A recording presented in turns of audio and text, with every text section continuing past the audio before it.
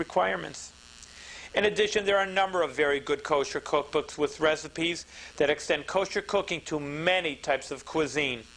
The constantly growing availability of foods with proper kosher supervision has encouraged me to cook a variety of foods which range from fish sticks to miso lentil burgers to beef Wellington.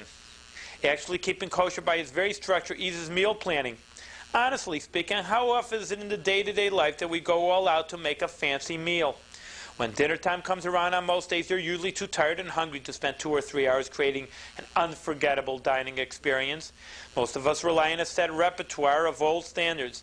Monday it's stir-fried vegetables and tofu, Tuesday it's broiled fish, Wednesday it's burgers, etc.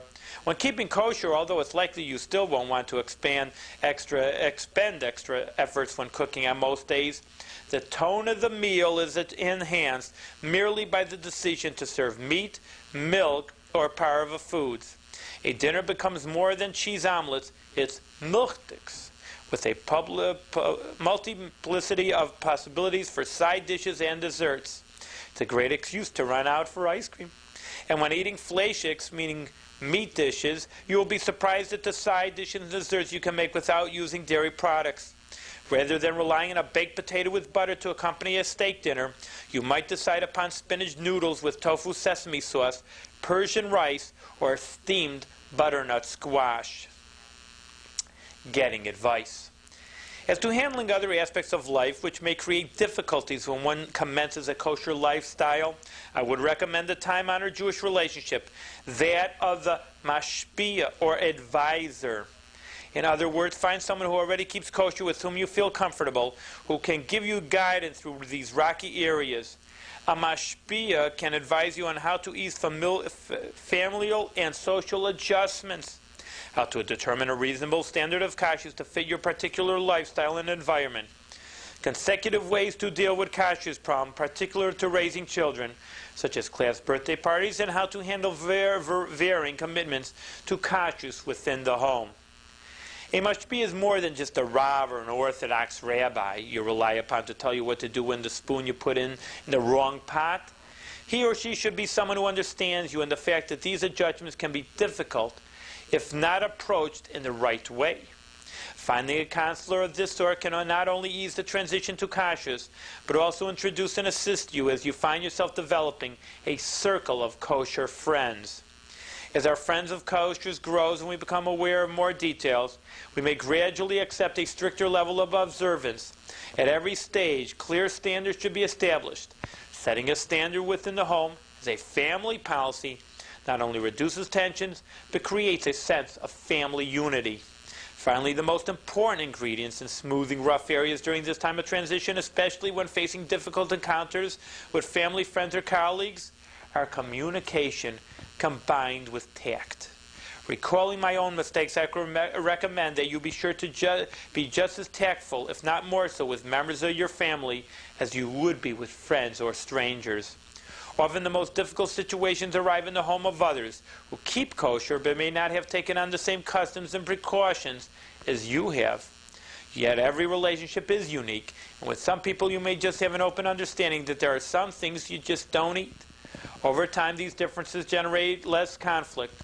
After all, you are still you, and others will come to the realization that a person who holds strongly to their kashrus commitment is usually determined to keep other personal commitments just as deeply.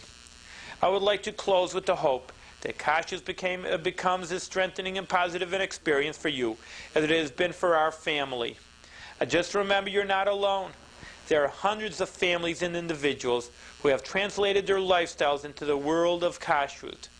Each time you see someone searching for a hechsher in a supermarket, a kosher supervision insignia, buying matzah for Passover, or asking for advice at a kosher meat store, your awareness of the link between you and all other Jews will become stronger and more precious. So relax, take your time, and enjoy. Well, our first article, of course, by a mother of children and also a freelance author, was telling about how she saw her problems of keeping kosher ease through by just like I would underline communications, understanding, talking, and advising with the right people. The second essay, which means it's just called A Set of Dishes, and just looking up Dr. Velvel Green's credentials, who is a professor of microbiology, epidemiology, and public health at the University of Minnesota. A set of dishes. Even before we met Rabbi Moshe Feller in 1962, we would have been considered active and even committed Jews. Most of our friends were Jewish, our family were Jewish, our interests included Jewish things. In our outlook, we certainly were Jewish. We read books published by the JPS. We listened to Jewish records. We treasured the Chagall prints in our home and were due-paying members of a conservative synagogue. Gail was a leading soprano in the synagogue choir, and I was one of the very few members who attended on most Friday nights, regardless of whose bar mitzvah was being celebrated that weekend. We were probably Zionists too.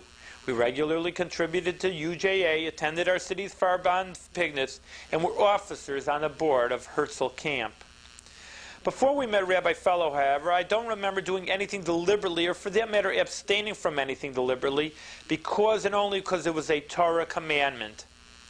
Such thoughts never really entered my mind. One went to synagogue and lit candles and ate gefilte fish and wore a tallis, a prayer shawl, because it was a traditional thing to do, and a pleasant tradition at that. Not to do so would be making a statement of denial or of disinterest or of apathy. I didn't care to deny or to be disinterested. It was a part of my self-image. On the other hand, we didn't keep kosher or refrain from driving on Shabbos or any other those other things. They were simply not relevant. They played no role in my value system. Not that we were not consciously protesting or transgressing, as one hears about the early Jewish socialists or free thinkers having done. Those would be statements that we didn't care to make.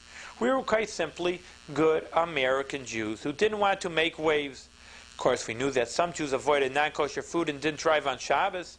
There were remarkably few of them in our town then, and those were their traditions and their choices. We didn't think that they were wrong, only slightly behind on the social evolutionary scale. Looking back at those simpler days, I think that our lives reflected the characteristic paradox of the modern secular Jew, interested in Jewish things but basically ignorant, active in Jewish circles but limited in choice, committed to community, family, profession, and the Jewish people, but quite unaware of the foundation that informed this commitment. And above all, quite devoid of the learning and experience which permit discrimination between significance and triviality, reality and fraud. There must have been thousands like me. There still are. You see them arriving in Israel by the busload in young leadership groups or fact-finding missions or synagogue tours. They are too busy raising funds to spend much time thinking that they are too involved with the present to research the past, and they are too committed to the global picture to worry about the Jewish survival of their own children or even themselves. Actually, if we hadn't been in this kind of pattern ourselves, we probably wouldn't have met Rabbi Feller. He sought me out because I was a potentially rising star of the Jewish community. He was trying to organize his first banquet and wanted my name, as well as others like me, on his sponsors committee. The story of our first meeting has been told often enough. It was even mentioned in Time magazine to obviate the need for retelling. On the surface, it looked like a comedy. A strange, bearded, black-headed young man remembers just before sunset that he had not said his afternoon prayers. Disregarding the fact that he is in my office, that he has asked for the appointment, that he's requesting a favor, he stands up, walks to the wall, ties a black cord around his waist, and proceeds to mumble and shake. I will never forget my bewilderment and embarrassment. I didn't know what he was doing or why. I didn't know Jews prayed outside a synagogue. I didn't know they prayed in the afternoon. I didn't know they prayed on weekdays. And I didn't know how anyone could pray without someone announcing the page. There were a lot of things I didn't know then, but I did develop a definite interest and a special affection for this young man who was so pleasant and so different. He had a completely different set of rules to guide him, at once so radical and so archaic. He not only marched to the beat of a different drum, he seemed to enjoy the music more than we did ours. Above all, he was committed and consistent. I related to that. It is a beautiful trait in a world of laissez-faire religion and situation ethics. In a short time, we became friends, his family and ours. We discussed, we debated, we visited, we socialized. Gail and I were impressed with their sincerity and genuine warmth. We still thought of them as anachronisms, as remnants of a past, as out of tune with the realities and needs of the modern American world. We didn't change our lifestyles because of them. Instead, we kept waiting for them to change theirs. After all, nearly everyone else who had started out with a beard and hair ultimately did. If he tried to influence us during those early months, it must have been a very subtle effort. There was certainly no overt pressures or demands. Of course, they wouldn't eat at our house, but that wasn't a signal that something was wrong. They were so far out that their dietary idiosyncrasies were the least things one noticed. We started studying together, but our progress was infinitesimal. I asked too many questions, challenged too many axioms. I was definitely not a complacent student. It could have gone on like this for a long time if it weren't for our trip to Warsaw. In the summer of 1963, I was invited to participate as a member of the American delegation in an international conference on space research in Poland. My balloon-borne samplers have discovered viable microorganisms in the stratosphere at a time when the field of X-biology was too full of speculation and embarrassingly lacking in real biological data. Whatever the real reasons for the invitation, it was an opportunity to be grabbed. In 1963, visits to Warsaw and Eastern Europe were very rare. Few of my professional colleagues had been to Warsaw since the war. None of my Jewish friends, certainly. Gail and I left the 3 children with my parents in Canada, and we flew to Warsaw. It was a dismal visit. In those years, the city had not yet recovered from the destruction of World War II. Physical destruction was evident in the piles of rubble that covered huge sections of the city. The emotional destruction was worse. And indigenous Polish anti-Semitism, which had been fueled generously by the German occupation, was now being nurtured by the Jew hatred of the new Russian masters. We were told that there were a few thousand lonely Jews left in Warsaw, a handful of Jewish communists, some of whom we met in the office of the Yiddish newspaper, less than a handful of old men who attended services in the only synagogue left standing. Several in the performing arts and the rest who had returned from the camps after the war and didn't want to leave their dead or their memories. They had survived the war, and now they were surviving the peace. One evening, we attended a performance in the Jewish theater. It was an edited version of Tevye the Milkman in Yiddish. The only part of the script written by Shlomo Aleichem that remained described the misery and pogroms of the Tsarist times. The rest of the play dealt with the promise of the coming Soviet Revolution. The hero of the play was not even Tevye. As one can imagine, it was Tevye's son-in-law, Fearful, the revolutionary who was exiled to Siberia. It made no difference. We were the only ones in the theater who listened to the performance. The rest of the audience was a tour group from Sweden who were listening to a simultaneous translation with earphones. Even 20 years later, I still remember the chill. It was the middle of June as we walked through the area where the ghetto had once stood. The walls and all the buildings had been leveled. Piles of stone and burnt timber still lay there. But one could see where the streetcar tracks had ended because a wall had once been built across them. And it was possible, with the aid of maps we had copied from Holocaust literature, to recognize the original street lines and even their identities. We could find our way to the Umschlagerplatz, to Miller Street, and to the old Jewish cemetery. I remember crying at the tomb of A.L. Peretz, the great Jewish writer after whom the day school I attended in Winnipeg was named. I remembered crying at the large numbers of mounds of earth that covered unmarked mass graves. I remember walking a lot and crying a lot. This, after all, was the Jewish heritage that I knew. There, but for the luck of somebody emigrating in time, was my home or my grave. This was the end of the Yiddishist, the socialist, Zionist, European Judaism I knew. I was affected more by Warsaw than I would be 10 years later by Yad Vashem Holocaust Memorial in Jerusalem. The latter is a more beautiful monument, tastefully done. It is a museum, a history lesson, a shrine, and an antiseptic display. Warsaw was death and cultural annihilation.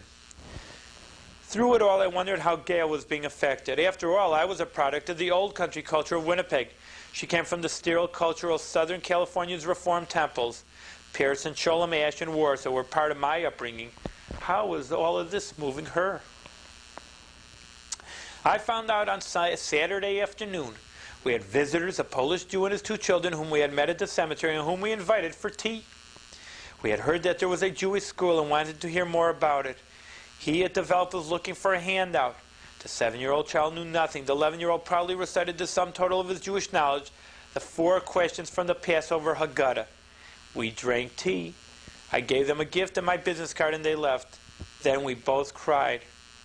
The end of Warsaw's centuries of Jewish creativity was a little boy who could barely stammer out, Ma nishtanoa. Then Gail reacted. She sat up on her bed, where she had been crying, and spoke the most firm words I had heard in our 7 years of marriage. I don't know what you think, and I really don't care, but I made up my mind. As soon as we get back, I'm going to ask Moshe, which is Rabbi Feller, to make our house kosher. We're the only ones left. There's no one else.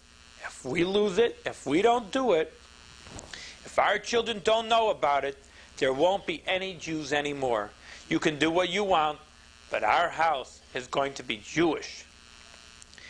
It was a defiant proclamation, and she meant it.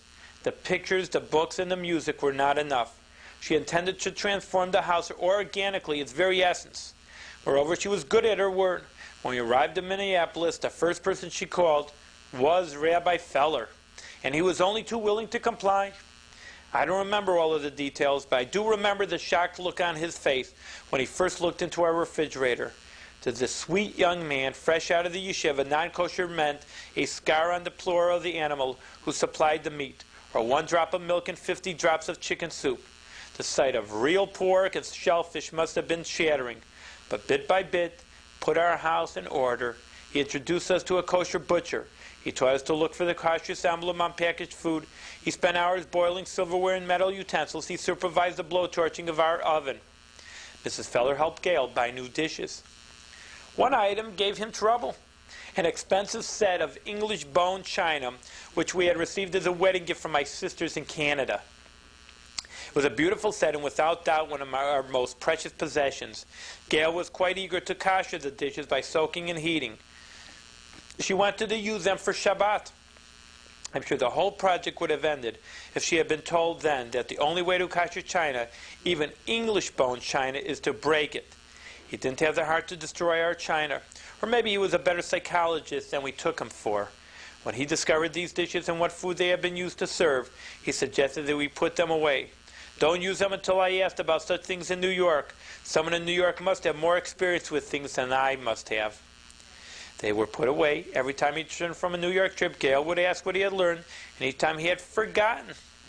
But he would be sure to remember next time. In the meantime, make sure they are put away in a safe place.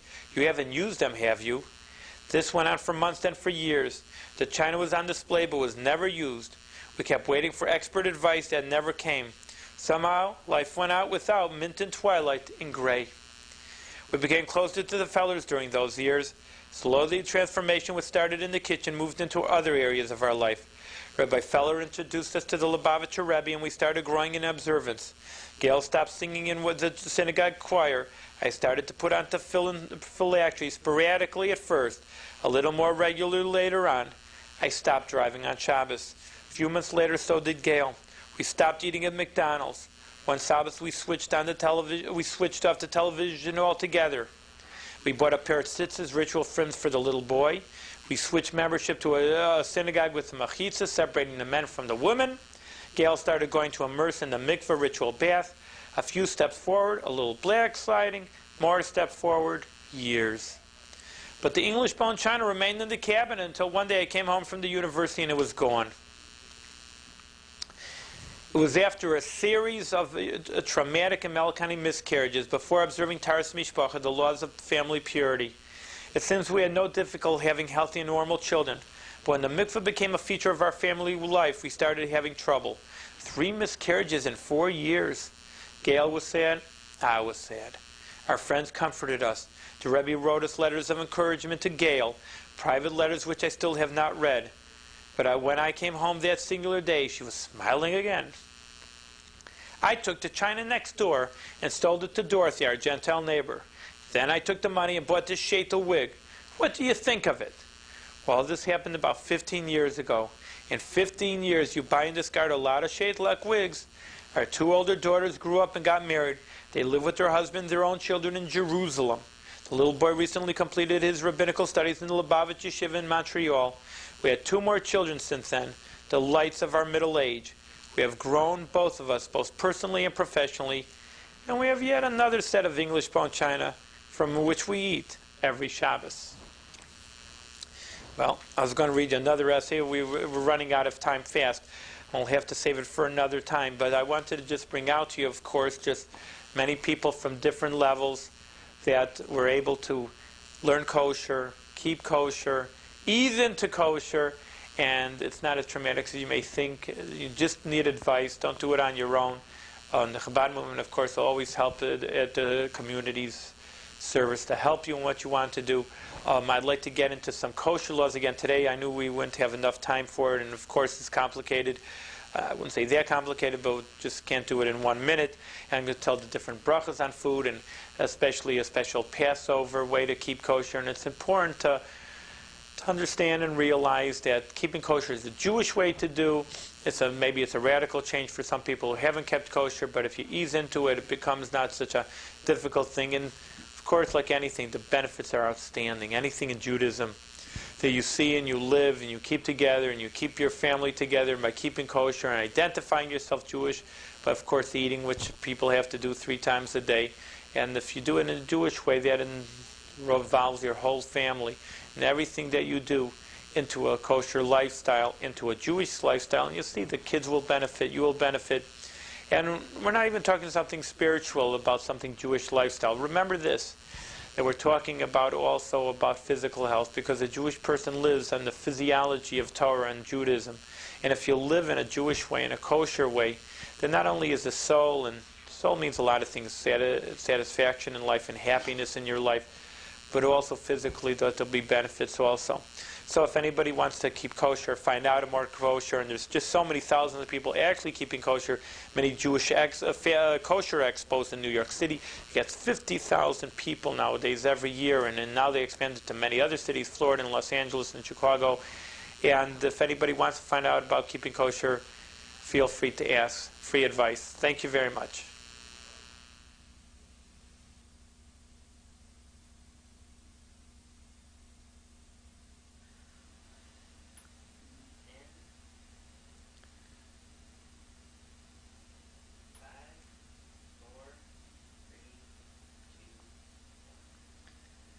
Shalom. Welcome to the Jewish View. My name is Rabbi Nachman Simon with the Delmar Chabad Center, and today we're going to talk about an important subject that I personally get many questions about what's in a name. Many people, of course, want to name their child some Jewish name, and they don't understand and they don't know the differences of Jewish name. Can an English name be transposed to a Jewish name? If a person's English name is going to be Michael, or their baby's name is going to be Michael, does their Hebrew name